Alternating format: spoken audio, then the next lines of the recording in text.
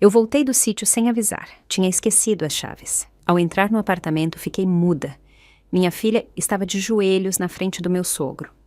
Ele a segurava pelos cabelos e dizia: "Agora vou te ensinar como uma verdadeira mulher deve se portar na casa do marido." O silêncio era a coisa que eu mais prezava. Passei a vida inteira trabalhando como arquivista-chefe da cidade, rodeada por testemunhas silenciosas da história. Páginas amareladas, livros de registro civil e selos de cera.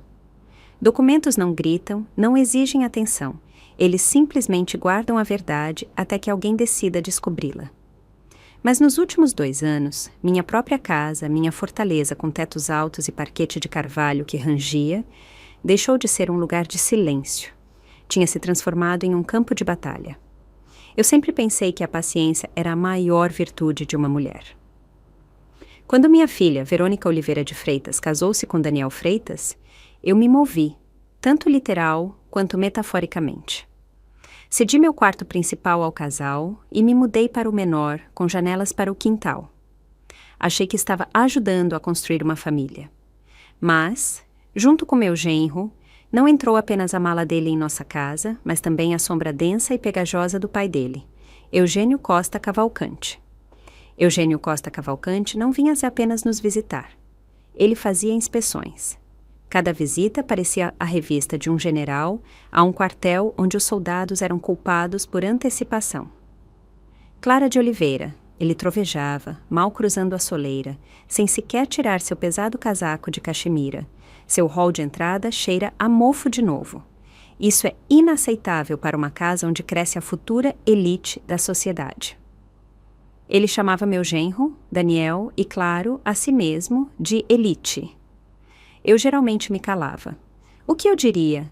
Que a casa era antiga, um imóvel histórico, e que ela respirava do jeito que podia. Eu apenas acenava, oferecia chá e ia para a cozinha para não atrapalhar a conversa de homem. Eu o ouvia repreender Verônica porque os guardanapos não estavam engomados o suficiente, porque a sopa estava sem graça, e porque ela passava muito tempo com seus desenhos. Artista. Ele dizia a palavra como um insulto. Uma mulher deve desenhar aconchego em casa, não borrões na tela. E Daniel? Daniel ficava sentado ao lado, com os olhos fixos no prato, mastigando em silêncio. Ele nunca a defendeu, nunca. Para não enlouquecer com aquela atmosfera sufocante, eu fugia. Minha salvação era o sítio, uma casa antiga a cerca de 30 quilômetros da cidade. Lá, entre os arbustos de jabuticaba e as velhas macieiras, eu podia respirar de novo. Eu fugia para lá na menor oportunidade, deixando o apartamento à disposição completa da dinastia Cavalcante, como Eugênio gostava de chamar a família. Eu pensava que a minha ausência aliviava a vida da minha filha. Eu pensava que com o meu silêncio eu estava comprando a paz dela, como eu estava errada. Naquela quinta-feira eu fui para o sítio com a intenção de ficar até domingo. O tempo estava surpreendentemente quente para outubro. O ar estava fresco e límpido. Passei o dia todo no jardim, cobrindo as roseiras para o inverno. Só no final da tarde, quando o sol já se punha atrás da mata, senti aquela conhecida dor na nuca, pressão alta. Estendi a mão para a bolsa, onde geralmente ficava minha caixa de remédios, e gelei. Os medicamentos tinham ficado em casa, na cômoda do hall. Eu me lembrava claramente de tê-los tirado para procurar as chaves, e na pressa, esqueci de guardá-los de volta.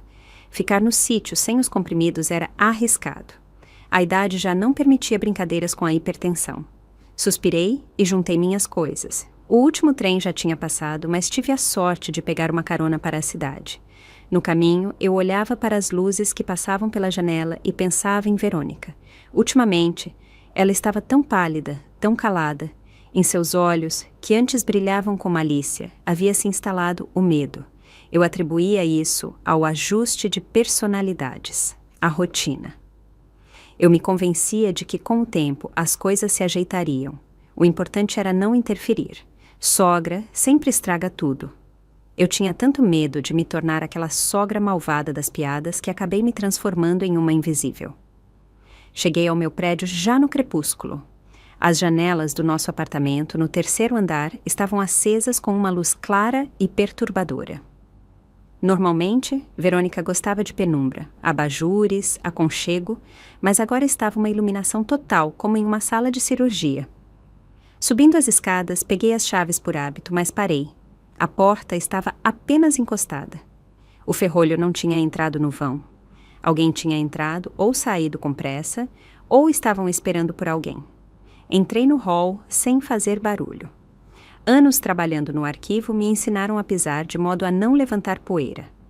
Havia um silêncio estranho e vibrante no apartamento. Não se ouvia televisão nem barulho de louça. Apenas uma voz baixa e ritmada que vinha da sala de estar. Porque você não entende o seu lugar, querida. Era Eugênio Costa Cavalcante, mas o tom não era aquele tom resmungão a que eu estava acostumada. Naquela voz havia uma ameaça sádica e fria. Dei alguns passos pelo corredor.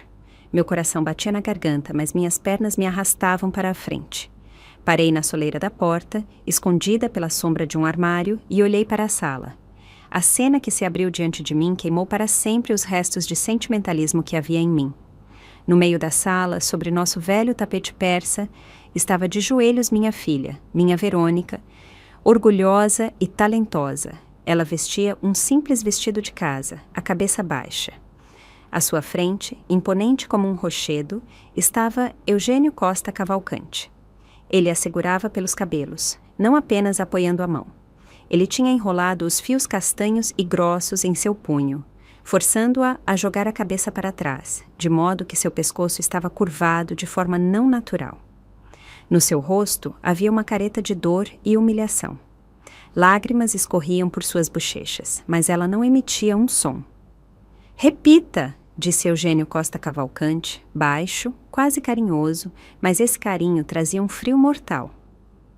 "Repita o que eu disse." No canto da sala, perto da janela, estava Daniel, meu genro, marido de minha filha. Ele estava de costas para eles, olhando para o vidro escuro. Seus ombros tremiam, mas ele não se virava. Ele sabia o que estava acontecendo e não fazia nada. Eu estava errada", sussurrou Verônica. Sua voz tremia e falhava. Eugênio Costa Cavalcante puxou o cabelo dela com mais força. Verônica soluçou baixinho, mais alto e com respeito. "Agora vou te ensinar como uma verdadeira mulher deve se portar na casa do marido, se a própria mãe não se dignou a lhe explicar essas verdades simples." Naquele momento, algo morreu dentro de mim. Morreu a Clara que temia conflitos. Morreu a mulher que acreditava na paz a qualquer custo. Todo o medo, toda a minha delicadeza de intelectual desapareceram, evaporaram, deixando para trás apenas uma clareza gelada.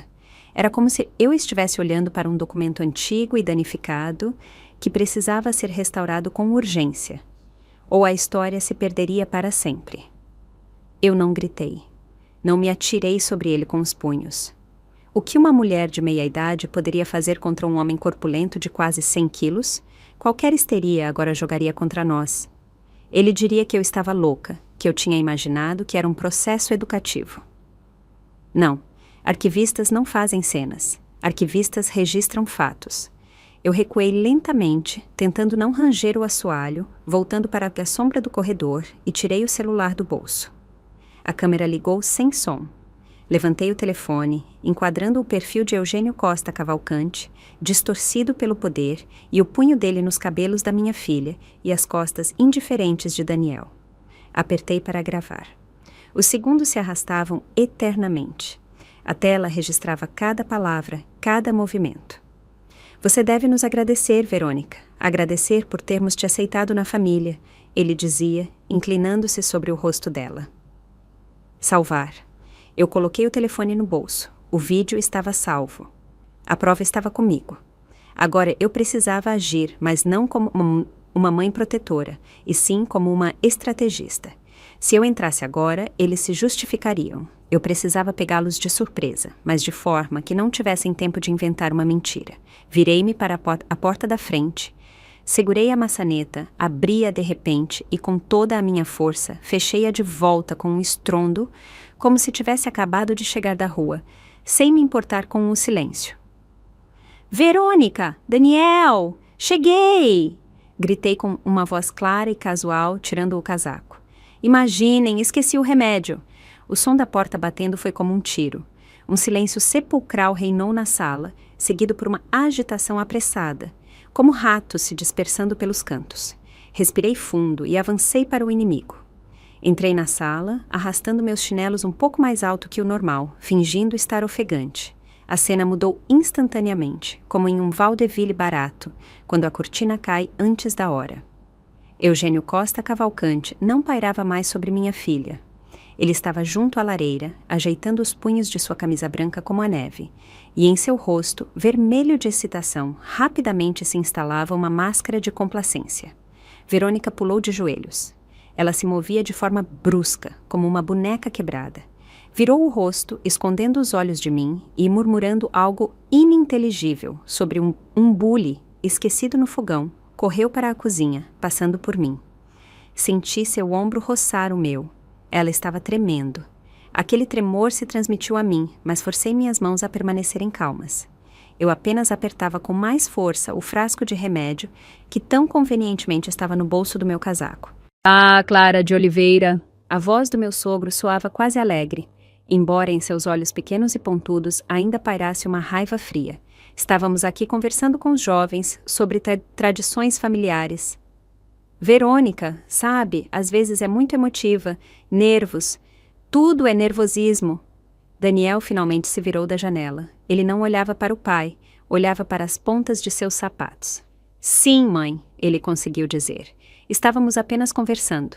Afundei na poltrona, suspirando pesadamente, e esfreguei as têmporas. Ah, Eugênio Costa Cavalcante, velhice não é fácil. Minha cabeça doeu tanto que nem notei quando você chegou. E Verônica? Sim, ela é sensível, sempre foi desde criança. Eu vi a tensão em seus ombros diminuir. Ele acreditou.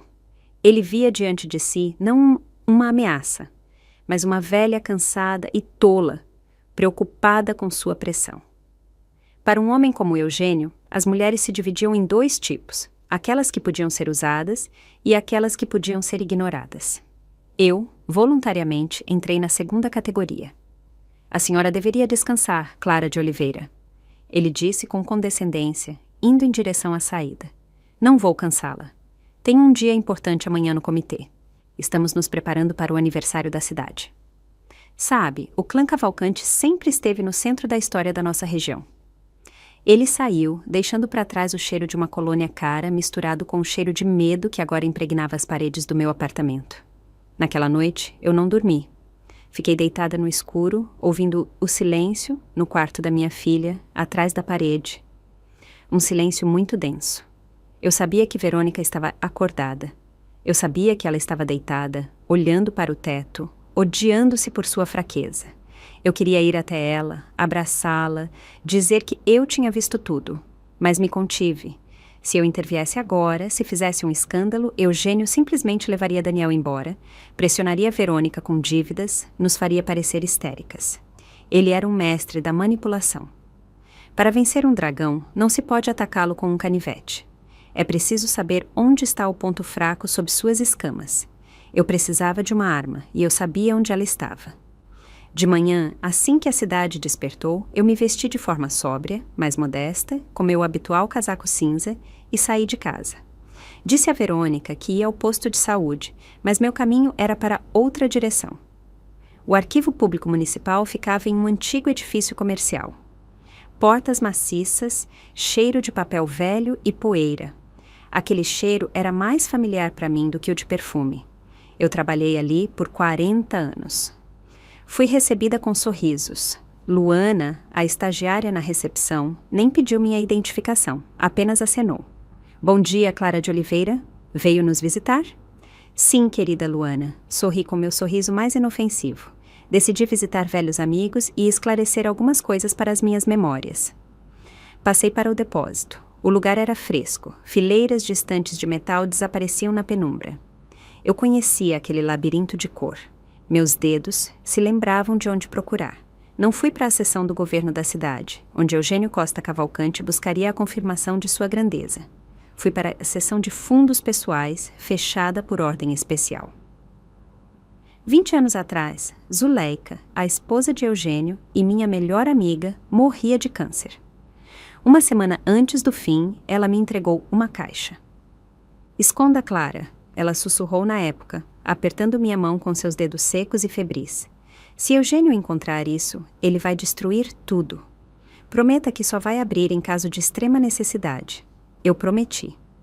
Eu formalizei os documentos como arquivo não reclamado de pessoa física e empurrei a caixa para o canto mais distante da estante número 17. Eu esperava que esse dia nunca chegasse.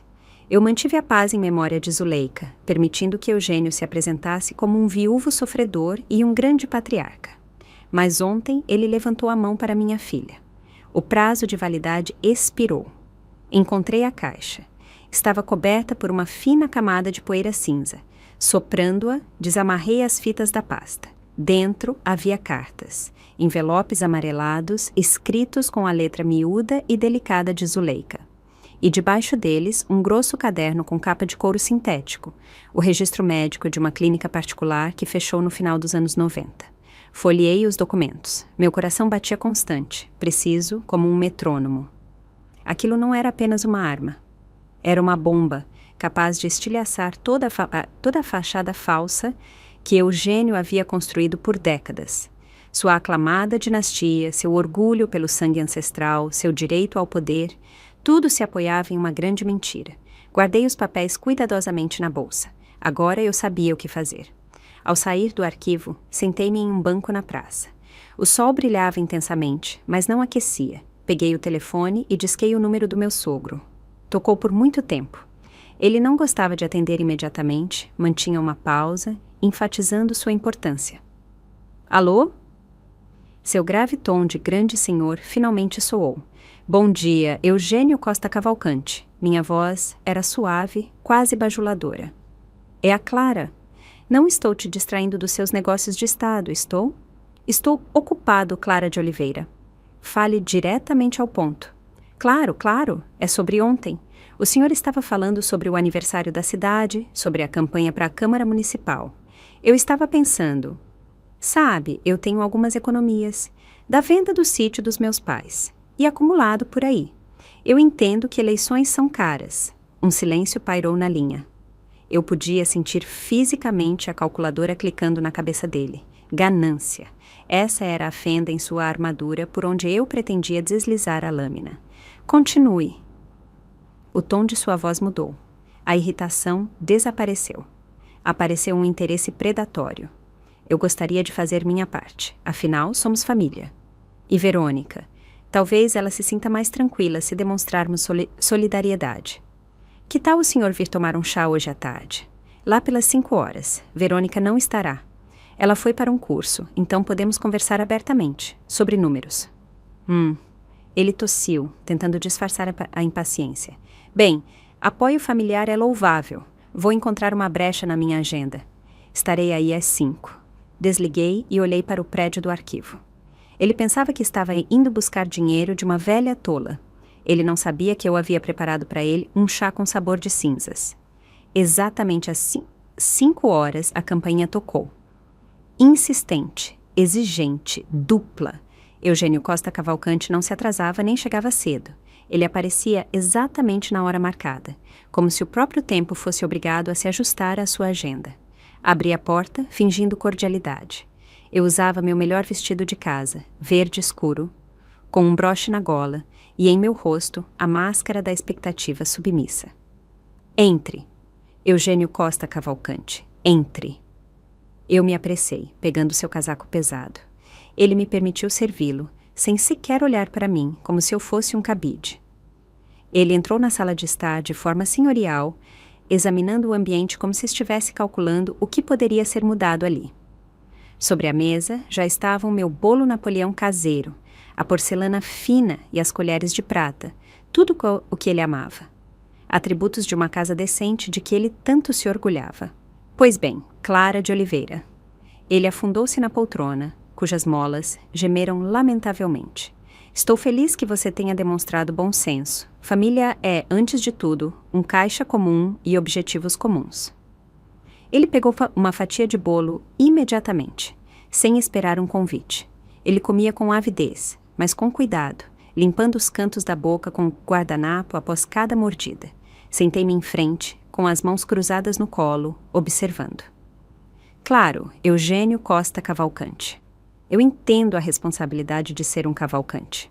As eleições, a Câmara Municipal, tudo isso exige fundos. Exatamente, ele acenou, engolindo um pedaço. A campanha é cara. Outdoors, reuniões, imprensa. As pessoas precisam ver o poder, elas precisam ver que há história por trás de mim. A propósito, sobre o valor, de que quantia estamos falando? Eu mencionei uma quantia. Não muito grande, para que não parecesse suspeitosamente generoso, mas também não pequena, o suficiente para que seus olhos brilhassem com cobiça. Era o dinheiro que eu havia guardado para o dia de vacas magras. Bem, eu não conseguia imaginar um dia mais sombrio do que o de ontem. Digno, ele acenou com condescendência, recostando-se na poltrona. Isso cobrirá os custos da gráfica. Verônica, claro, poderia ter ganhado algo também, mas com o temperamento e os talentos dela, ele acenou com a mão com desdém. Você a mimou demais, Clara. Uma mulher deve ser um porto seguro, não uma tempestade em copo d'água. Veja minha Zuleika.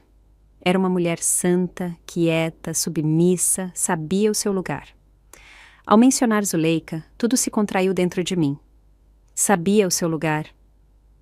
Eu me lembrava daquele lugar, lembrava-me de seus olhos cheios de lágrimas, dos hematomas que ela escondia sob mangas longas e do pavor animal com que ela se encolhia ao som dos passos dele. Sim, Zuleika era maravilhosa, eu disse baixinho, servindo-lhe mais chá. A propósito, Eugênio Costa Cavalcante, eu estava me arrumando uns papéis velhos no armário outro dia. Sabe, nostalgia, e encontrei uma coisa curiosa. Levantei-me e fui até a cômoda, onde havia colocado antecipadamente uma pequena pilha de cartas amarradas com uma fita. Era apenas uma pequena parte do que eu havia tirado do arquivo. A parte mais inocente.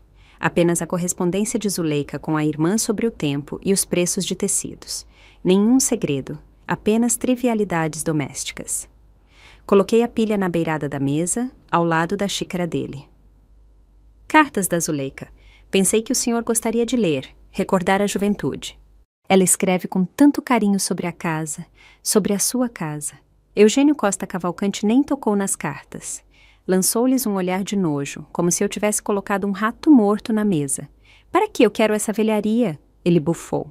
O passado deve ficar no passado. Zuleika era uma mulher simples, Clara. Sobre o que ela poderia escrever? Sobre mudas, sobre fofocas. Mas é uma lembrança, murmurei, atuando propositalmente o papel da tola sentimental. Lembranças são monumentos, Clara de Oliveira, são brasões, são medalhas, são conquistas e pedacinhos de papel escritos com bobagens femininas são lixo. Ele empurrou a xícara para longe.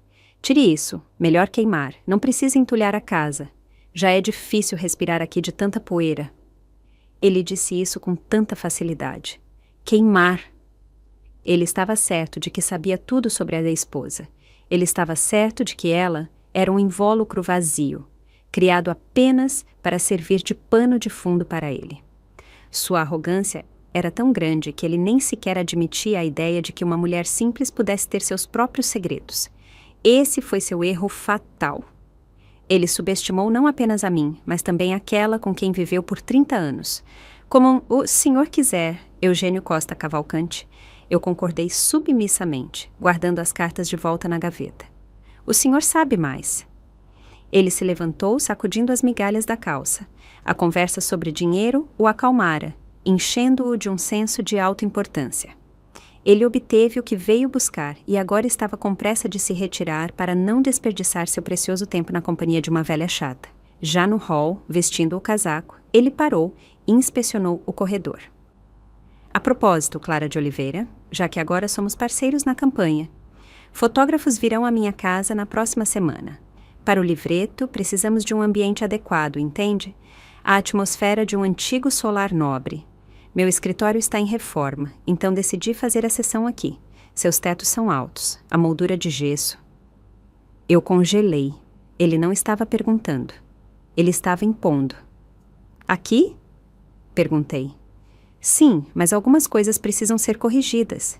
Ele tirou um pedaço de papel dobrado do bolso e estendeu para mim. Aqui está a lista. Estas cortinas na sala de estar. Um horror. remova-as. Precisamos de cortinas pesadas, de veludo, bordô ou esmeralda. Mude os móveis de lugar conforme o diagrama e tire esses seus bibelôs das prateleiras. Deixe apenas os livros com encadernação de couro. Tudo tem que parecer sólido. Faça isso até terça-feira. Ele enfiou a lista na minha mão como se eu fosse um porteiro de hotel. E avise Verônica. Vista-se decentemente. Nada de calça jeans, vestidos longos, cabelo preso.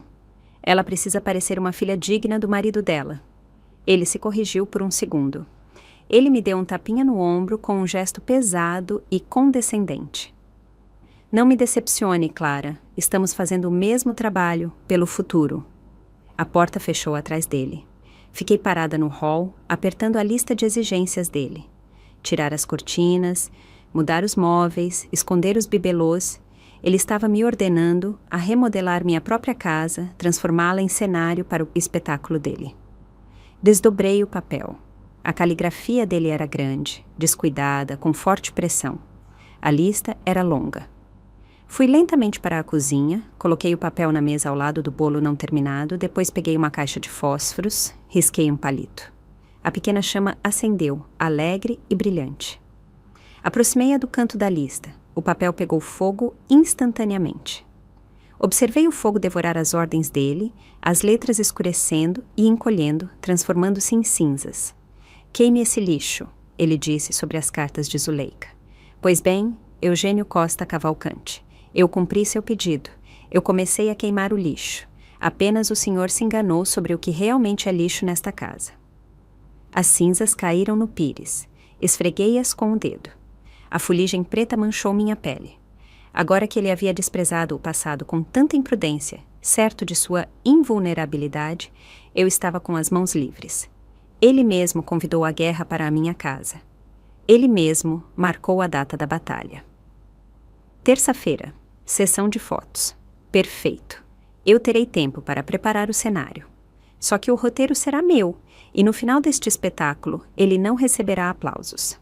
Fui lavar a louça. A água fazia barulho, limpando os restos de creme dos pratos, e na minha cabeça, o plano já se formava. Não barulhento, não histérico, silencioso, como um sussurro em uma biblioteca. Um sussurro que derruba um império. Na manhã seguinte, comecei minha reforma. Mas em vez de correr para a loja em busca de cortinas de veludo, vesti meu casaco de gala e fui fazer visitas. O primeiro nome na minha lista era Dona Neide Ramalho, a viúva do ex-prefeito. Essa mulher sabia tudo sobre a cidade e, mais importante, a cidade sabia tudo através dela. Ela era um telégrafo vivo, transmitindo notícias mais rápido do que qualquer internet. Eu não fui até ela de mãos vazias, mas com um álbum de fotos antigas, supostamente para a preparação de uma exposição para o aniversário da cidade. Querida Neide, eu tagarelava, folheando as páginas enquanto tomávamos chá. Veja que encanto. Este é o nosso parque em 1953. E este, veja, é o avô de Eugênio Costa Cavalcante. Apontei para uma foto de grupo de trabalhadores da fábrica. No meio, em um macacão manchado de óleo, estava um homem robusto segurando um martelo. Estranho, eu disse pensativa, ajeitando os óculos. Eugênio sempre disse que o avô dele foi oficial, herói de guerra, comandou um regimento, e aqui ele está em uma brigada de torneiros, em 53. Oficiais trabalhavam como torneiros? Dona Neide Ramalho apertou os olhos, aproximando a foto do rosto. De fato, uma nota de caça soou em sua voz. Muito estranho. O Cavalcante adora falar sobre raízes nobres e honra de oficial. E aqui está um simples operário. Não, o trabalho, claro, é honroso, mas por que mentir? A semente foi plantada. Eu sabia que, até o final da tarde, essa foto, ou melhor, o boato sobre ela, circularia por todas as salas de estar da cidade. O Cavalcante é um mentiroso. Sua biografia é falsa. Esse foi o primeiro, quase imperceptível, golpe de agulha.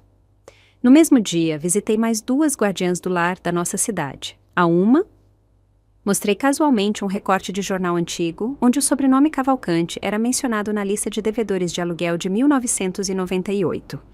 A outra, reclamei sobre como era difícil encontrar um bom tabelião para a partilha de bens hoje em dia e, por acaso, deixei escapar a frase. É bom que tudo seja transparente entre Eugênio Costa Cavalcante e eu, embora digam que ele tem grandes problemas com os bancos. Eu não o acusava, apenas me surpreendia. Eu era uma velhinha confusa que encontrava inconsistências, e isso funcionava perfeitamente. Voltando para casa, continuei minha silenciosa sabotagem. Na mesinha de centro da sala, onde Daniel costumava tomar seu café da noite, esqueci alguns livretos. Código Civil Brasileiro, disposições sobre o casamento, divisão de bens, como se proteger das dívidas do cônjuge, violência psicológica, sinais e ajuda. À noite, quando meu genro voltou do trabalho, eu o observei da cozinha através da porta entreaberta. Ele se sentou no sofá, esfregou o rosto cansado e estendeu a mão para o controle remoto. Seu olhar recaiu sobre a capa brilhante do livreto sobre divórcio. Ele parou. A mão com o controle remoto ficou suspensa no ar.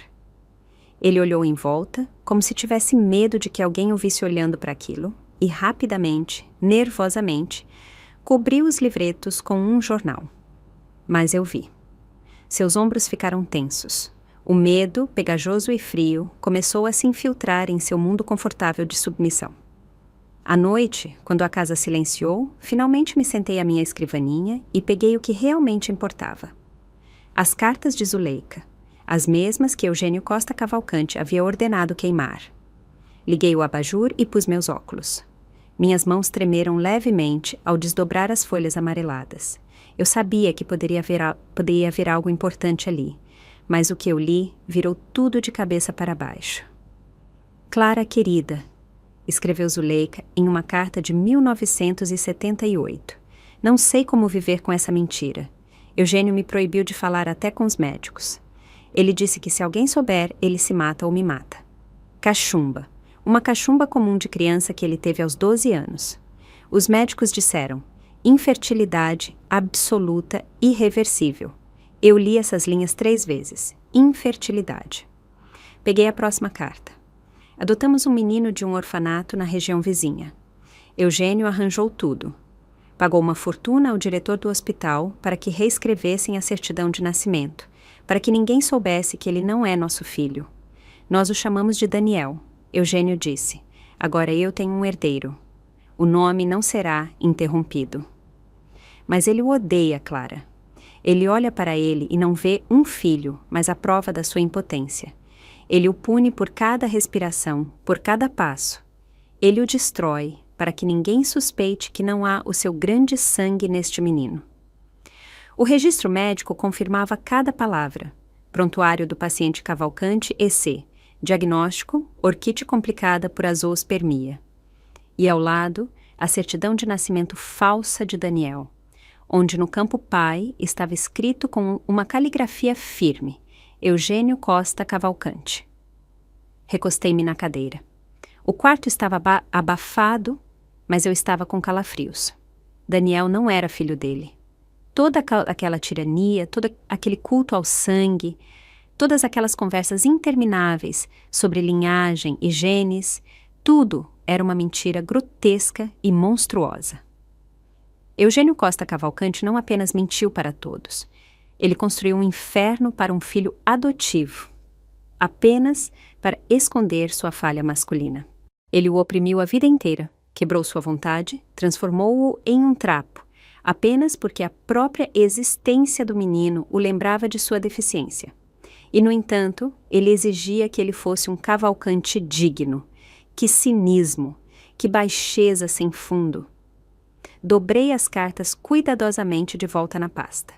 Agora eu segurava nas mãos não apenas um dossiê. Eu segurava a chave para a liberdade de Daniel. Se ele soubesse que aquele tirano não era nada dele, se ele entendesse que não era obrigado a carregar a cruz de uma dinastia que não existia, de repente, a porta do meu quarto rangeu. Eu me sobressaltei e rapidamente cobri a pasta com um chale. Na soleira estava Verônica. Ela estava de camisola, pálida como um lençol, com olheiras escuras. Suas mãos apertavam a beirada do bordado. "Mãe!" ela sussurrou. "A senhora está acordada?" Não, querida, entre. Ela entrou e sentou-se na beira da minha cama. Ela tremia. Silenciosamente segurei sua mão. Os dedos estavam gelados. Mãe, eu não aguento mais. Sua voz se quebrou em um soluço. Ele não está só gritando. Apertei sua mão com mais força. Me conte. Hoje de tarde, depois que a senhora saiu, ele ligou. Eugênio Costa Cavalcante. Ele disse que eu tinha que fazer outro empréstimo, de R$500 mil. Prendi a respiração. Mas vocês já têm a hipoteca e aquele empréstimo para o carro? Mãe, não é só isso. Ela me olhou com olhos cheios de terror. Ele me obrigou a fazer 3 empréstimos no último ano, para os projetos dele, para os investimentos dele. Ele dizia que ele era temporário, que ele devolveria tudo com juros assim que ganhasse uma licitação. Mas ele não devolve nada. Ele só gasta o dinheiro. Mãe, naqueles ternos dele, nos banquetes, em criar uma imagem. Meu Deus, eu suspirei. Por que você se calou? Ele ameaçou. Verônica chorou, cobrindo o rosto com as mãos. Ele disse que se eu me recusasse ou contasse a alguém, ele faria Daniel se divorciar de mim. Ele disse que tiraria meus filhos de mim, se tivéssemos, que me declararia incapaz, que ele tem contatos em toda parte.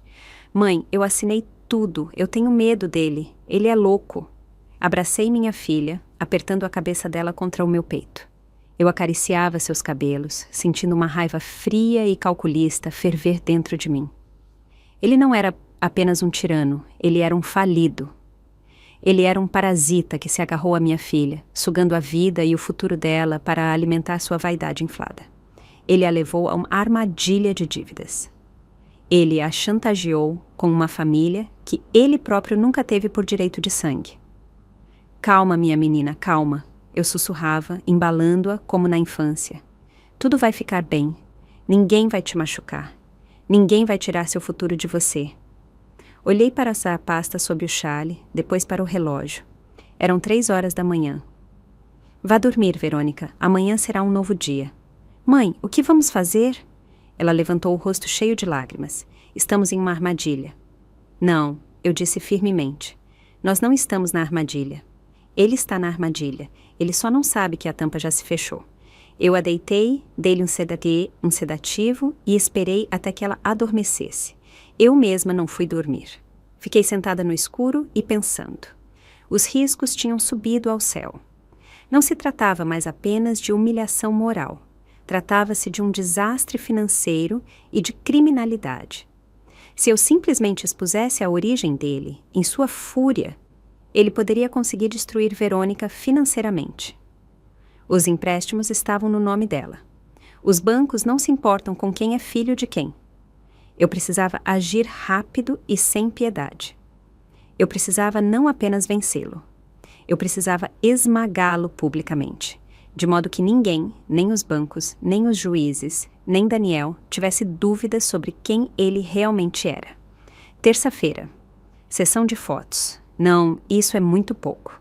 Lembrei-me do jantar, o jantar solene que ele planejava oferecer em homenagem ao início de sua campanha. Reunir as melhores pessoas da cidade, ele disse. Excelente. Eu o ajudaria a reunir as melhores pessoas. Eu lhe daria uma recepção que esta cidade jamais esqueceria. Peguei minha agenda e comecei a fazer uma lista de convidados. Não aqueles que ele queria ver, os bajuladores e os novos ricos, mas aqueles de quem ele tinha medo, aqueles que se lembravam da história real e aqueles que poderiam testemunhar sua queda. Escrevi o primeiro nome, diretor de crédito do banco. O segundo, editor-chefe do Jornal da Cidade. A guerra tinha entrado em sua fase ativa e eu, Clara Lins de Oliveira, a tranquila rata de arquivo, estava me preparando para ser a general dela. Na manhã seguinte, liguei para Eugênio Costa Cavalcante. Minha voz soava ansiosa, mas era a ansiedade de uma assistente dedicada, pronta para fazer qualquer coisa pelo sucesso de seu patrão.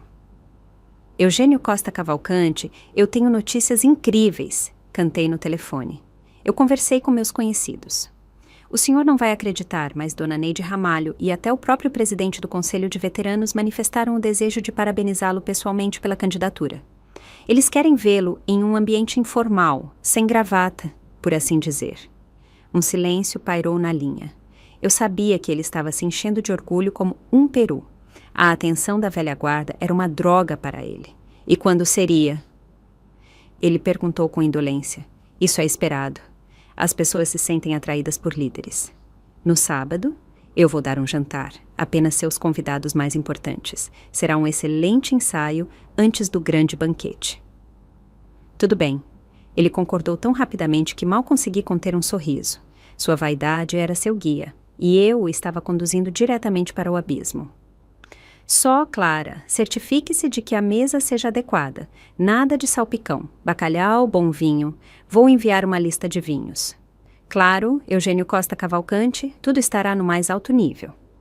Passei a semana inteira me preparando, mas não para uma festa, e sim para uma execução. Pedi a comida a um restaurante para não ter que ficar na cozinha. Eu precisava de forças. Eu lustrei a prataria até que ela brilhasse como um espelho para que refletisse a desgraça dele. E enviei os convites, mas a coisa mais importante eu fiz na sexta-feira. Fui ao banco. Eu não tinha procuração, mas tinha um velho conhecido, Sérgio Ivanovich, o gerente da agência, com quem eu havia trabalhado em uma comissão de preservação de monumentos. Fui até ele não como cliente, mas como uma mãe chorando. Sérgio, eu disse, sentada no escritório dele e apertando um lenço. Estou com medo pela minha filha. O genro dela está agindo estranho, está fazendo empréstimos, dizendo que é para o negócio do pai, mas eu vejo que não há dinheiro. Verônica chora, diz que assinou uns papéis sem olhar. Eu imploro, apenas me diga o quão ruim está a situação. Não estou pedindo extratos, só preciso saber se devo vender meu apartamento para salvá-los da cadeia. Sérgio Ivanovich, um homem de alma bondosa, não conseguiu recusar. Ele empalideceu, olhando para o monitor. Clara de Oliveira. Ele tirou os óculos. Não está apenas ruim, é um desastre. 3 empréstimos de consumo com juros absurdos. E todo o dinheiro foi transferido no mesmo dia para contas de umas corretoras de fachada. Isso é pirâmide financeira pura, Clara. Ele me imprimiu um extrato não oficial. Movimentação de fundos, assinaturas, datas. Era a prova não apenas da tolice, mas da negligência criminosa de Eugênio, que jogava o dinheiro da minha filha em um cassino chamado Investimentos. O sábado chegou. Às 6 horas da noite, meu apartamento estava transformado. Eu removi itens desnecessários, criando uma ilusão de espaço. A mesa estava posta com uma toalha de linho branca. O cristal brilhava. Os convidados começaram a chegar. Dona Neide Ramalho veio, com um tailleur preto sóbrio e os lábios apertados. Veio o velho Dr. Léo Vasconcelos, que conhecia todo mundo na cidade desde o berço. Vieram mais 3 cidadãos respeitáveis, os verdadeiros patriarcas e matriarcas cuja opinião era lei. Eles cumprimentavam com reserva, trocando olhares. Eles não vieram para celebrar. Vieram assistir a um espetáculo de audácia inédita que eu havia insinuado para eles. Eugênio Costa Cavalcante chegou por último. Ele entrou como um triunfador, em um novo terno cor grafite, com abotoaduras brilhando à luz do lustre. Daniel e Verônica seguiam-no como sombras. Verônica estava em um vestido longo e cinza, pálida, com um olhar apagado. Daniel estava em um paletó apertado, curvado e nervoso. Saudações, meus senhores, trovejou Eugênio, abrindo os braços. Alegro-me em ver a nata da nossa sociedade reunida à mesma mesa. Os convidados responderam com acenos educados, mas frios. Eugênio não notou, ou não quis notar. Ele foi para a cabeceira da mesa e se sentou, sem sequer esperar que as senhoras se sentassem. O jantar começou. Eugênio falava. Ele falava sobre os destinos da pátria, sobre a decadência moral, sobre a importância de preservar as tradições. Ele comia o bacalhau, bebia vinho e discursava. Minha linhagem, ele vociferava, levantando o copo. Sempre foi um exemplo. Meu avô passou pela guerra, meu pai levantou a região e eu, como chefe da família, carrego essa bandeira. Nós, os Cavalcantes, somos aço. Dona Neide Ramalho tossiu delicadamente. Perdão, Eugênio Costa Cavalcante, ela disse baixinho. Em qual regimento seu avô serviu? Eu estava arrumando uns arquivos recentemente. Eugênio congelou por um segundo, mas logo se recompôs. Na cavalaria, é claro. Regimento da guarda, sabres em punho. Viva! Dona Neide Ramalho trocou olhares com o Dr. Léo Vasconcelos. Em seus olhos, lia-se uma mistura de pena e desprezo. A tensão na mesa aumentava. Os convidados quase não comiam. Eles observavam aquele espetáculo de um ator só, esperando o desfecho, e Eugênio começou a apressá-lo. O vinho lhe subiu à cabeça. Ele sentiu que a plateia não estava se aquecendo e decidiu que precisava demonstrar poder. Verônica! Ele berrou de repente, batendo a mão na mesa. Por que os copos estão vazios? Você dormiu? Sirva os convidados. O que foi que sua mãe te ensinou? Verônica estremeceu, deixando cair o garfo. O tilintar da prata no porcelanato soou ensurdecedor. Ela se levantou apressadamente, pegou a garrafa de vinho. Suas mãos tremiam. Ela estendeu a mão para o copo de Dona Neide Ramalho, mas a garrafa escorregou de seus dedos úmidos. O vinho tinto espirrou na toalha de mesa, espalhando-se em uma mancha feia, parecida com sangue. Incompetente! Rugiu Eugênio. Seu rosto ficou vermelho escuro. Você me envergonha. Não consegue nem servir um vinho. Ele fez menção de atacá-la. Era um movimento reflexo, praticado por anos de impunidade. Ele queria bater na mão dela ou empurrá-la, como fazia em casa. Daniel encolheu-se na cadeira, fechando os olhos, mas o golpe não veio. Eu me levantei calmamente, sem movimentos bruscos. Aproximei-me de Verônica, tirei a garrafa das mãos dela e a coloquei na mesa.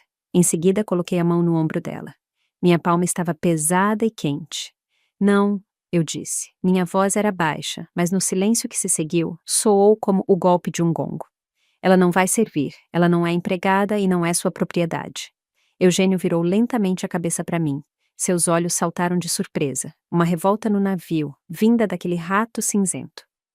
O que você disse? Ele sibilou. Você se atreve a me dar ordens na presença da minha família? Esta não é sua família, Eugênio. Eu o chamei pelo primeiro nome sem o título, pela primeira vez em 20 anos. E este não é seu dinheiro. Eu peguei debaixo do guardanapo a pasta, aquela com o extrato bancário, e a joguei na mesa, bem em cima do prato com o bacalhau não comido. O que é isso? Ele se afastou com nojo. É a conta, eu disse. A conta da sua grandiosidade. 3 empréstimos no nome de Verônica, 4.500.000 reais. Dinheiro que você roubou dos seus filhos, jogou no lixo nestes seus investimentos que estouraram como bolhas de sabão. Os convidados ofegaram. Dr. Léo Vasconcelos estendeu a mão para a pasta, abriu-a, correu os olhos pelas linhas. Meu Deus! Ele murmurou. Me invest! Cryptogarant! Eugênio! Você investiu o dinheiro das crianças em pirâmides? Eugênio empalideceu. O suor brotou em sua testa em gotas grandes. É mentira! Ele gritou, levantando-se. É uma falsificação. Essa bruxa quer me incriminar. Eu sou um empresário. Eu tenho ativos. Você não tem nada, eu o cortei. Você está falido, Eugênio. Você vive à custa da esposa do seu filho, a quem você atormenta. Você a obriga a fazer dívidas, ameaçando destruir o casamento dela. Você não é um patriarca. Você é um parasita. Cale a boca! Ele rugiu, perdendo a compostura. Ele agarrou uma faca da mesa. Eu vou te... Verônica gritou. Os convidados se afastaram horrorizados. Vá em frente, eu disse, olhando diretamente em seus olhos. Não recuei um passo. Me ataque na frente das testemunhas. Mostre a todos quem é o verdadeiro Cavalcante. Ele congelou com a faca na mão. Seu peito subia e descia descontroladamente. Ele olhou em volta. 10 pares de olhos o encaravam. E nesses olhos não havia respeito. Não havia medo. Havia apenas nojo. Ele lentamente abaixou a faca. A prata tilintou no prato. Vocês não entendem nada. Ele rouquejou, tentando recuperar os restos de dignidade. Eu fiz isso pela família, pelo futuro. Pelo futuro? Perguntei. Que futuro? Um futuro construído sobre mentiras? Dei um passo em direção à mesa e peguei a segunda pasta, aquela que estava na cômoda. A pasta com as cartas de Zuleika. A propósito, sobre o futuro, eu disse, abrindo-a. E sobre o passado. Você gosta tanto de falar sobre sangue, Eugênio, sobre dinastia, sobre a importância de transmitir genes? Peguei o prontuário médico, velho e gasto. O que é isso? Ele recuou. Ele reconheceu o caderno. Eu vi isso em seus olhos. Um terror animal jorrou deles. Esta é a história da doença, eu disse alto, para que todos ouvissem, especialmente Daniel. Sua história, Eugênio. 1978. Daniel levantou a cabeça. Pela primeira vez naquela noite, ele não olhava para o chão, mas para mim. Uma faísca de compreensão apareceu em seu olhar. Não se atreva, sussurrou Eugênio. Não se atreva. Por que não? Perguntei. Você não ama na verdade? Então, vamos contar a verdade. Vamos contar a todos, e ao seu filho também, por que você o odeia tanto. Por que você tentou destruí-lo a vida inteira? Não é porque, toda vez que olha para ele, você se lembra de que ele não é seu? O silêncio na sala se tornou um vácuo. Parecia que o ar havia desaparecido. O quê? A voz de Daniel soou rouca, como um ranger de metal. O que você disse, mãe? Virei-me para meu genro. Ele não é seu pai, Daniel. Você é adotado. Seu pai é infértil. A bomba explodiu. Fragmentos voaram para todos os lados, e não havia como voltar atrás. Alguém derrubou um copo à mesa, mas ninguém olhou para o som do vidro quebrado. Todos os olhares estavam fixos em Eugênio. Ele estava pálido, com a boca distorcida, como se tivesse levado um soco no estômago. Seu mundo cuidadosamente construído, seu mito de dinastia, seu poder, tudo se desfez em pó em um segundo. Daniel se levantou lentamente da cadeira. Ele olhava para o homem que chamara de pai a vida toda com uma estranha perplexidade infantil. É verdade? Ele perguntou baixinho. Pai, isso é verdade? Eugênio permaneceu em silêncio. Seu peito subia e descia convulsivamente. Ele procurava palavras, procurava uma mentira que pudesse salvá-lo, mas desta vez a mentira não vinha. Havia muitas testemunhas, muitas evidências pesadas sobre a mesa. Daniel! Ele começou roucamente, tentando recuperar o tom de comando, mas sua voz falhou. Não ouça essa louca, ela quer nos separar. Ela tem inveja da nossa família. Família? Perguntou Daniel. Lágrimas soaram em sua voz, mas não eram lágrimas de pena, eram lágrimas de revelação. Você me disse a vida inteira que eu não era digno do seu sangue. Que eu desonrava o nome Cavalcante. Você me bateu com um cinto por notas baixas, porque os Cavalcante não tiram notas baixas. Você me forçou a desistir da música, porque os homens da nossa linhagem são engenheiros. E agora descobrimos que não existe linhagem nenhuma. Cale a boca! Rugiu Eugênio, ficando vermelho escuro. Eu te criei, eu te alimentei, eu fiz de você um homem. Você deveria estar beijando meus pés, seu moleque. Ele avançou em direção a Daniel, levantando a mão. O hábito de bater, o hábito de oprimir, funcionou automaticamente. Mas desta vez, Verônica se colocou entre eles. Minha filha quieta e assustada deu um passo à frente e protegeu o marido. Ela se endireitou, esticou os ombros, e de repente eu vi nela aquela mesma menina que não tinha medo de subir em árvores e brigar com os meninos. Não se atreva, ela disse. Claro, alto. Não se atreva a tocar nele. Eugênio parou. Ele olhou para Verônica, depois para mim, depois para os convidados, que observavam a cena com horror e nojo. Vocês conspiraram? Ele gritou, cuspindo. Isto é uma conspiração. Vocês querem me destruir. Eu sou Eugênio Cavalcante. Eu sou candidato à Câmara Municipal. Eu vou reduzir todos vocês a pó. Ele correu em minha direção, cerrando os punhos. Sua velha bruxa, foi você quem armou tudo. Me dê os papéis. Ele tentou arrancar a pasta da minha mão, mas eu não me movi. Eu olhei diretamente em seus olhos. E em meus olhos, ele viu sua morte. Não física, não, mas social. Eu não vou te dar nada, Eugênio. Eu disse em um tom glacial. E se você der mais um passo, se você tocar sequer em um fio de cabelo da minha filha ou de Daniel, eu enviarei estes documentos não apenas para a Câmara. Eu os enviarei para a promotoria, junto com uma denúncia de fraude, junto com as gravações de suas ameaças, junto com o depoimento de Verônica sobre como você a forçou a fazer empréstimos. Ele parou. A palavra promotoria o atingiu como um balde de água gelada. Ele sabia que seus negócios financeiros eram um castelo de cartas. Ele sabia que se alguém começasse a investigar, ele seria preso e ficaria lá por muito tempo. Você não se atreveria, ele sibilou. Já não havia confiança em sua voz. Eu me atrevo, eu respondi. Eu já me atrevi. Eu vendi minhas joias, Eugênio, os brincos da minha avó, o anel que meu marido me deu. Eu paguei um dos empréstimos hoje de manhã. Agora eu sou sua credora. Parte da dívida me pertence, e isso significa que eu tenho todo o direito de exigir respostas. Eu estava blefando. Eu paguei apenas uma pequena parte, os juros, para ganhar tempo. Mas ele não sabia disso. Ele era analfabeto financeiro. Ele temia os números tanto quanto a verdade.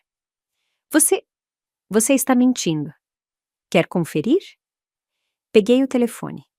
Eu tenho a gravação da nossa conversa naquele dia em que você puxou o cabelo de Verônica. Quer que eu ligue agora? Deixe todos ouvirem como o patriarca se comunica com as mulheres. Eu toquei na tela. O silêncio da sala foi rasgado pela voz dele, gravada alguns dias antes. Uma verdadeira mulher deve se portar na casa do marido. O som era nítido, nojento. Eugênio recuou. Ele olhou para a porta. Os convidados estavam em silêncio. Dona Neide Ramalho olhava para ele como se tivesse visto uma barata na sopa. Dr. Léo Vasconcelos balançava a cabeça. Eugênio entendeu que havia perdido. Sua execução pública havia ocorrido. A máscara foi arrancada, e sob ela havia o rosto feio e patético de um covarde. Ele se virou para Daniel. Esta era sua última chance, sua última esperança de que anos de treinamento ainda funcionassem. Filho, ele disse, mudando o tom para um lamentoso suplicante. Filhinho, não os escute. Eles querem nos separar. Eu te amo. Eu fiz tudo por você. Fui duro, sim, mas são tempos difíceis. Um homem precisa ser temperado. Vamos sair daqui, vamos para casa, nós resolvemos isso. Somos família.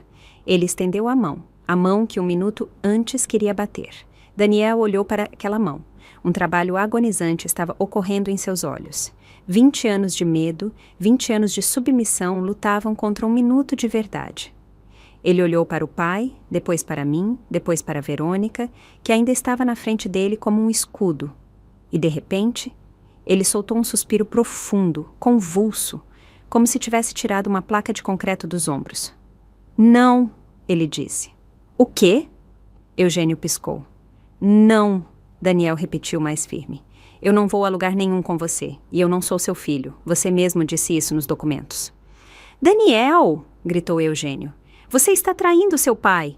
Eu estou traindo uma mentira, respondeu Daniel. Ele deu um passo em direção a Verônica e segurou a mão dela. Minha família está aqui. É Verônica e Clara Lins de Oliveira. E você? Você é apenas um homem que morava na minha casa. Eugênio cambaleou. Era o fim. Sua criação, seu projeto, sua vítima, havia renunciado a ele. Saia, eu disse baixinho. Vá embora da minha casa, Eugênio. E nunca mais se aproxime dos meus filhos. Ele olhou para todos com um olhar insano. Vocês vão se arrepender, ele cuspiu. Vocês vão rastejar de joelhos até mim. Eu sou um cavalcante. Eu sou... Você não é ninguém, interrompeu Dona Neide Ramalho. Ela se levantou e veio até mim. Clara, querida, sirva-me um chá. E este senhor parece que é hora de ir. A porta é ali. Eugênio agarrou seu paletó nas costas da cadeira. Ele saiu correndo da sala, tropeçando, ridículo e patético em sua fúria. Ouvimos a porta da frente bater. Um silêncio pairou na sala, mas era um silêncio diferente, nem pesado, nem abafado. Era o silêncio após a tempestade, quando o ar fica limpo e fresco. Daniel se deixou cair na cadeira e cobriu o rosto com as mãos. Seus ombros tremeram. Ele estava chorando. Pela primeira vez em muitos anos, ele chorava não por humilhação, mas por alívio. Verônica o abraçou, acariciando sua cabeça. Olhei para os convidados. Peço desculpas por esta cena, eu disse, ajeitando o cabelo. Parece que o jantar está um pouco estragado. Que nada, Clara, sorriu o Dr. Léo Vasconcelos, levantando o copo. Pelo contrário, este foi o jantar mais honesto em anos. A verdade, amigos, nós brindamos. O tilintar do cristal era puro e alegre. Eu tomei um gole de vinho e senti o calor se espalhar pelo meu corpo. O dragão estava derrotado, mas eu sabia que ele ainda tentaria usar o rabo para atacar. Eu estava pronta para isso. Na manhã seguinte, Eugênio Costa Cavalcante não desapareceu. Ele voltou. Não para o apartamento, claro. O caminho estava fechado para ele. Eu troquei as fechaduras ainda durante a noite, chamando um chaveiro 24 horas. Ele voltou para a vida de Daniel, tentando abrir uma brecha em sua recém-encontrada armadura através do telefone. As ligações começaram às 7 horas da manhã. Daniel estava sentado na cozinha, pálido, com uma xícara de café frio, olhando para a tela onde piscava pai. O telefone vibrava, rastejando pela mesa como um besouro, exigindo atenção. Não atenda, disse Verônica baixinho, cobrindo a mão dele com a sua, mas Daniel atendeu. O hábito de obedecer era muito profundo. Ele pressionou para atender e ligou o viva-voz, como se precisasse que nós também ouvíssemos, que fôssemos testemunhas e protetores. Daniel! A voz de Eugênio não soava mais autoritária, mas histérica, falhando em um falsete. O que você está fazendo? Você percebe o que causou? Você me envergonhou na frente de toda a cidade, mas estou pronto para perdoar, entendeu? Estou pronto para perdoar sua tolice. É aquela velha bruxa da Clara. Ela te enfeitiçou. Ela sempre teve inveja de mim, inveja de homens, porque ela mesma é uma mulher vazia, sem um homem. Eu estava no fogão, virando panquecas. Minha mão não tremeu. Os insultos dele não me feriam mais. Eram previsíveis, como chuva de outono. Ela está mentindo, Daniel. Ele continuou a gritar no telefone. Esses documentos são falsos. Ela os comprou na rua. Eu sou seu pai. Você é meu sangue. E se você não sair e vier até mim agora, eu ligo para os credores neste exato momento. Eu digo a eles onde sua esposa mora. Eu digo que ela é uma golpista. Eles virão, Daniel. Os cobradores virão. Eles levarão tudo, até a sua roupa íntima. Escolha. Ou você desce e vamos para o comitê, ou sua vida vai se transformar em um inferno. Daniel olhou para mim. O medo voltou a pairar em seus olhos. Medo dos cobradores, medo da onipotência do pai, que sempre soube como resolver ou criar problemas. Desliguei o fogão, sequei as mãos na toalha, fui até a mesa e peguei o telefone das mãos do meu genro. Bom dia, Eugênio, eu disse no telefone com um tom calmo e casual. Você parece ter esquecido o que eu te disse ontem. Você... Me passe o telefone para o meu filho, ele engasgou. Você não tem um filho, eu cortei. E sobre os credores? Não se preocupe, eu já conversei com eles. O quê? Ele se engasgou. Eu estive no banco, Eugênio. Hoje de manhã, logo que abriu. Eu lhes mostrei os documentos. Não aqueles sobre sua infertilidade, isso é pessoal, mas aqueles sobre suas falcatruas. Sobre como você forçou Verônica a fazer empréstimos sob pressão, sobre para onde o dinheiro foi. Sabe, o departamento de segurança do banco tem pessoas muito inteligentes. Eles não gostaram nada de saber que o dinheiro deles estava alimentando pirâmides financeiras. No telefone pairou um silêncio, pesado, algo doado. Você está blefando, ele rouquejou finalmente. Não. Eu entrei com um pedido de reestruturação da dívida devido a ações fraudulentas de terceiros, ou seja, você. E anexei a gravação da nossa conversa, aquela mesma. O banco ficou muito interessado. Eles já estão preparando um pedido para a polícia. Era uma meia-verdade. Eu realmente havia feito o pedido, mas o banco estava apenas analisando. No entanto, para Eugênio, que tinha pânico de qualquer fiscalização, isso soou como uma sentença. Sua desgraçada, ele sussurrou. Você tem uma escolha, Eugênio, continuei, olhando para a janela, onde sua figura estava perto do carro. Você entra no seu carro e vai embora agora. Você retira sua candidatura por motivos de saúde e desaparece da cidade. Se fizer isso, talvez eu retire a denúncia. Talvez. Mas se você ligar para Daniel ou Verônica mais uma vez, eu publicarei o registro médico. A cidade inteira saberá que o último dos Cavalcanti é uma farsa. Eu desliguei. Fomos para a janela. Eugênio estava lá embaixo, olhando para a nossa sacada. Ele era como um balão murcho. Seus ombros caíram. Ele ficou parado por um minuto, depois chutou o pneu do carro, entrou e saiu bruscamente. Daniel o observou se afastar. Ele foi embora, ele disse baixinho. Sim, eu acenei. Ele foi embora, mas ainda não é o fim.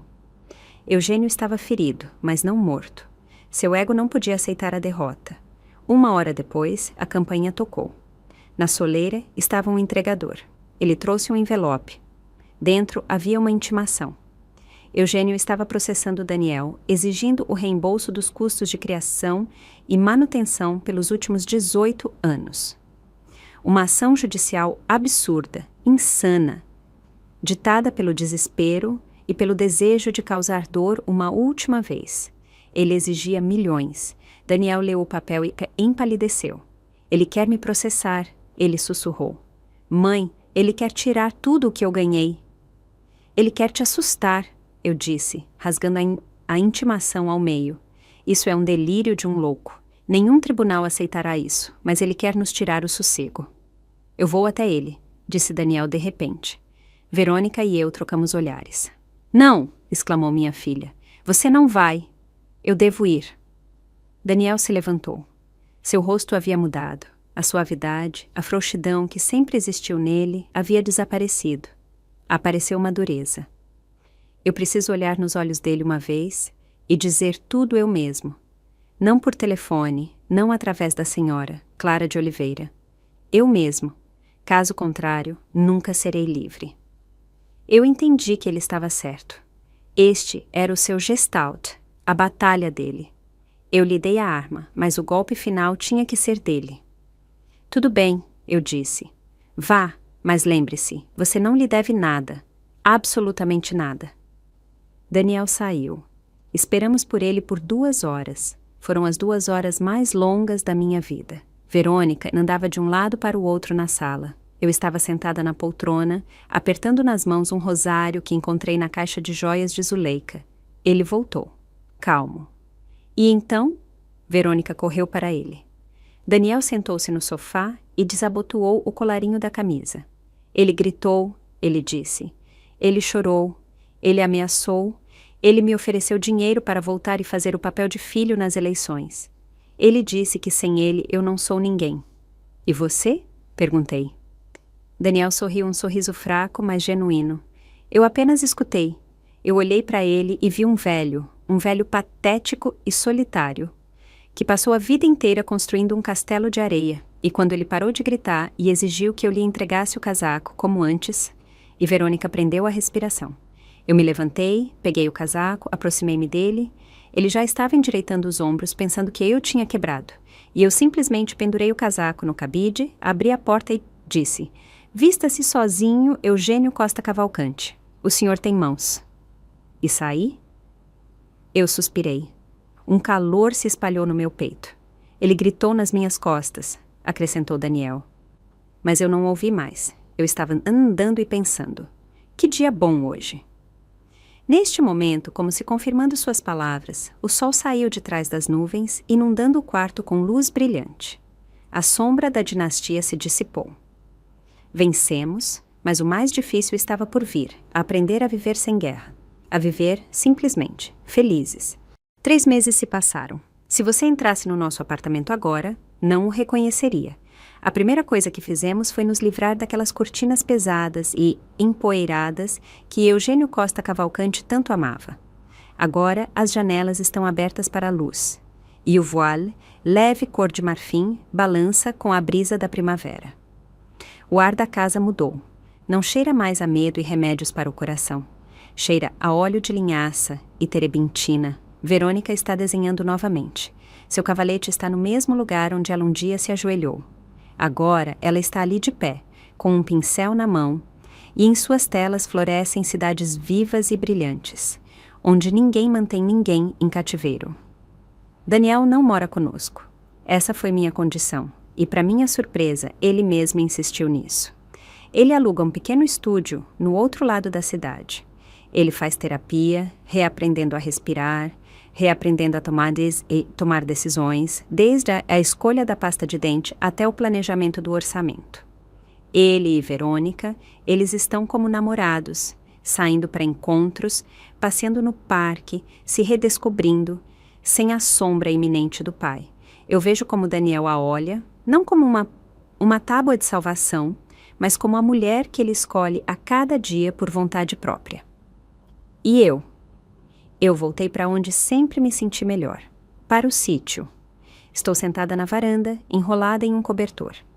À minha frente, uma xícara de chá fumega, aquela mesma de porcelana fina com borda dourada, da qual eu bebi quando declarei guerra a Eugênio. Agora é minha taça de vencedora. Ao redor há silêncio. mas não é aquele vazio vibrante da solidão. É o silêncio da paz. Passei a manhã toda no jardim, plantando roseiras. Minhas mãos, acostumadas à poeira do papel dos arquivos, agora estão sujas de terra. Eu planto a variedade Gloria Dei, botões grandes de amarelo e rosa. Dizem que são muito resistentes, assim como nós. O portão rangeu. É seu Francisco, o carteiro, que trouxe jornais e contas. Eu não esperava cartas, mas entre os boletos de luz havia um envelope branco comum, sem endereço do remetente.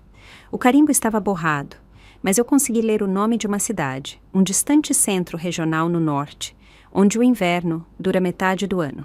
Abri o envelope. Dentro não havia uma carta, apenas um recorte de jornal local, O Mensageiro do Extremo Norte, datado da semana passada. A nota era minúscula. Na seção de notícias diversas, uma fotografia de má qualidade mostrava a inauguração de algum arquivo municipal ou de um cartório. No centro, cortando a fita, estava o prefeito daquela cidade, e ao lado, no plano de fundo, em um paletó barato e folgado, com uma pasta debaixo do braço, estava ele, Eugênio. Ele parecia pequeno, curvado. Onde estava sua postura de grande senhor? Onde estava aquele olhar de poder? Na foto, ele era um funcionário comum e cansado, especialista júnior do departamento de protocolo, como dizia a legenda que listava os presentes. Ele fugiu para o fim do mundo para recomeçar. Mas lá, naquele lugar frio, sem o dinheiro de Verônica, sem meu silêncio, sem a submissão de Daniel, ele se tornou quem ele era de verdade. Ninguém. Um homem pequeno com grandes ambições que agora só servem para mover papéis de uma mesa para outra. Eu olhei para o rosto dele no papel granulado do jornal. Não senti nem escárnio nem pena, apenas uma indiferença profunda e absoluta. Para mim, ele não era mais do que um fato histórico, um episódio desagradável que finalmente havia terminado. Peguei a caixa de fósforos. Risquei um palito. A pequena chama dançou ao vento, mas eu a protegi com a palma da mão. Aproximei o fogo do canto do recorte de jornal. O papel acendeu instantaneamente. Eu o segurei até que o fogo atingisse o rosto de Eugênio, devorando seu sorriso falso, seu medo, seu passado. As cinzas caíram no chão, nas raízes das minhas novas roseiras. Um bom fertilizante. Adeus, Eugênio, eu disse em voz alta. O vento pegou o pó preto e leve e o levou para o jardim, dissolvendo-o no ar. Eu tomei um gole de chá. Estava forte, doce e quente. O sabor da liberdade. Fechei os olhos e ofereci o rosto ao sol da primavera. Eu não sou mais apenas mãe ou avó, e certamente não sou um rato quieto. Eu sou uma guardiã que conseguiu proteger sua fortaleza.